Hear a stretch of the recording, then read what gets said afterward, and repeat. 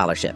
My mom had one strange rule whenever we stayed at a hotel. Every time we stayed in a hotel, before we unpacked a single bag, she made me put on my shoes and walk with her to the nearest emergency exit. She would count the doors from our room to the staircase, then make me walk the same path back with my eyes closed when I was 9 years old. I thought it was the most embarrassing thing ever. I used to complain that none of my friends' parents did weird drills like that. She would only smile and say, "If the lights ever go out, your feet should already know the way." After years of traveling, we must have done that little walk more than 50 times and nothing ever happened. So I started believing she was just overly cautious. One winter, we checked into an old mountain hotel after visiting family. It was snowing outside and the power flickered twice during dinner. My mom looked at me for a second, but didn't say anything. Around 2 in the morning, I woke up because someone was banging on doors in the hallway. Then every light in the hotel went completely black. I couldn't even see my own hands. Within seconds, I smelled smoke. People started screaming somewhere down the hall. I froze in bed, unable to think. Then I heard my mom say, "Just one sentence, tell me how many doors to the stairs." My heart was pounding, but somehow I remembered 16. I grabbed her hand, counted every door with my fingers sliding across the wall, and found the emergency exit without seeing anything at all. When we reached outside, firefighters were already arriving. A fire had started in the laundry room and thick smoke had filled the hallways. Several guests became trapped because they couldn't find the exits in the darkness later that morning. One firefighter walked over to my mom and asked how we escaped so quickly. She quietly explained the little drill she had been making me practice since I was a child. He smiled, looked at me and said, "Panic makes people forget, practice doesn't." On the drive home,